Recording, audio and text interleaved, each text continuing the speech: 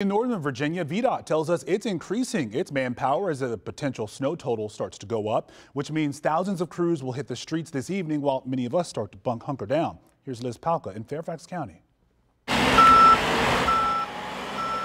have their spreaders, they have their blades.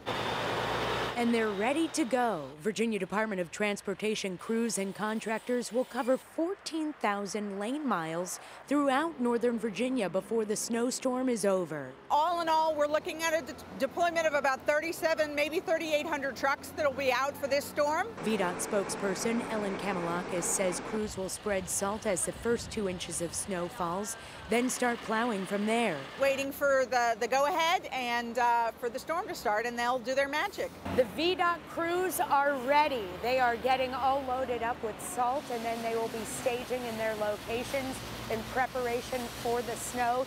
Action like this will be continuing overnight, but this isn't the only place seeing it.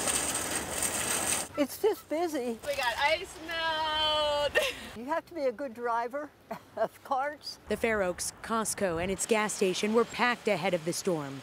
While some said it's just another Saturday at the busy wholesale store, others said This is even busier than right before Thanksgiving and Christmas. shoppers loaded up their cars with the essentials before heading back home, which is just what your local plow driver hopes to see. We want you guys to be coming in off of the roads so that our trucks can do as efficient and quick of a job as possible. From Fairfax County, Liz Palka, WUSA 9.